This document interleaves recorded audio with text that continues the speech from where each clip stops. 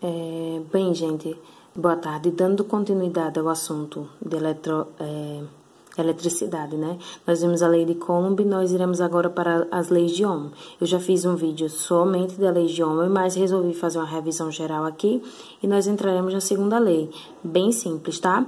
Essa lei, ela foi postulada pelo George Simon Ohm, tá? E ele fala com relação à resistência elétrica. Então, ele diz que uma corrente elétrica, ela consiste no movimento ordenado de elétrons, tá? E ela é formada quando existe uma diferença de potencial, também chamada de DDP, em um fio condutor. E esse movimento no condutor fica sujeita a uma oposição dessa corrente elétrica. E essa oposição ela é denominada resistência elétrica, tá? Então, nós temos aqui um circuito, uma pilha, os polos dele são ligados aos fios condutores, tá? E aí, quando existe essa diferença de potencial, eu gero a minha corrente elétrica. Mas existe uma resistência causada pelo o fio condutor, tá? E é o que a gente vai estudar nesse momento. Então, a razão entre a diferença de potencial, porque em geral é o seguinte, eu tenho, dentro desse meu circuito básico, eu tenho uma relação entre diferença de potencial gerada nos polos, eu tenho corrente elétrica, e tenho a resistência que vem em oposição a essa corrente elétrica, tá? Então, a diferença entre esse potencial e a corrente, a razão, na verdade é a divisão, entre a diferença desse potencial e a corrente elétrica, ela gera um valor constante. E essa constante é representada por R, que é a nossa resistência elétrica, tá? Então, o físico fazendo as suas experiências, ele ligou uma fonte elétrica a um material e percebeu que circulou uma corrente elétrica nesse circuito, tá? E aí ele começou a variar essa tensão e percebeu que a corrente elétrica era diferente. Então, para cada tensão que ele aplicava, ele tinha uma corrente diferente registrada, tá? E aí a gente chega na relação de resistência com tensão e corrente. Então, temos a nossa equaçãozinha básica, o RUI, o chamado RUI. A resistência, medida em ohm, tá? U, que é a nossa tensão medida em volts, e a nossa corrente medida em ampere. Temos o nosso triângulozinho básico, que nós já vimos também em outros assuntos. E aí, se você quer a tensão, é só multiplicar a corrente pela resistência. Se você quer a corrente, você divide a sua tensão pela sua resistência. E se você quer resistência, divide a tensão por corrente. Ele tanto pode ser representado por U como por V, tá? Bem simples. Primeira questão, gente. Um resistor 100 ohm é percorrido por uma corrente elétrica de 20 miliamperes. Lembrando que miliamperes corresponde a 1 vezes 10 a menos 3. Qual é o valor da minha DDP? Ou seja, a minha tensão, o meu U. Substituindo na minha equação, eu tenho que U é calculado por... Vamos voltar aqui. A tensão é calculada pela multiplicação entre os dois outros fatores, que é a corrente e a resistência, tá? Então, é só multiplicar. 100, que é a minha resistência, vezes a minha corrente. Coloquei esse meu 10 elevado a menos 3, que representa 1 miliampere. E aí, eu fiz a multiplicação de 100 vezes 20, deu 2.000. O 10 a menos 3 significa que eu vou ter que andar com a vírgula, que está paradinha aqui, 3 vezes para frente. Então, 1, 2, 3, parou, colocou a vírgula. Então, a minha tensão nessa situação é de 2 volts. Segunda questão simples também. Determine a corrente elétrica que flui por um resistor de 1 kΩ. Se ele é 1 kΩ, ele pode ser representado, o quilo é a 10 à terceira, tá? Então, ele pode ser representado por 1000 ohm, tá? Substituindo os valores, não disse o que é que ele quer. Ele dá a resistência e é submetido a uma DDP de 200 volts. Substituindo na minha equação, ele utilizou a mesma aqui, mas retornando lá. Ele quer a corrente elétrica. Corrente elétrica divide tensão pela resistência. Tensão, 200 volts, dividido pela minha resistência, que eu já transformei aqui, 1000.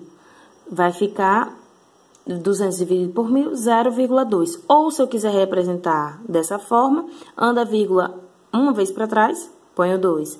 Vezes 10A, menos 1, porque eu andei uma vez para a direita, ok? Se é corrente, amperes. Não esqueçam das unidades, é super importante. Na segunda lei de Ohm, ele vai falar com relação a esse material condutor, né? Esse fio condutor, esse material condutor que é utilizado para o fluxo, o movimento da corrente elétrica. Então, a resistência depende da geometria do condutor, a espessura do comprimento e do material que ele é feito. A resistência é diretamente proporcional ao comprimento do condutor e inversamente proporcional à área de secção, a espessura do condutor. Então, nós chegamos a essa equaçãozinha aqui, ó. A nossa resistência, ela depende dessa minha resistividade do condutor, que depende diretamente do material, tá? E da sua temperatura, vezes o comprimento aqui, ó, gente. O comprimento desse meu condutor dividido pela área de secção, que é justamente essa área aqui, ok? Bem simples, bem simples. Um cabo é feito de liga de cobre, possui uma área de secção transversal, aí ele já dá aqui, ó, 10 milímetros quadrados.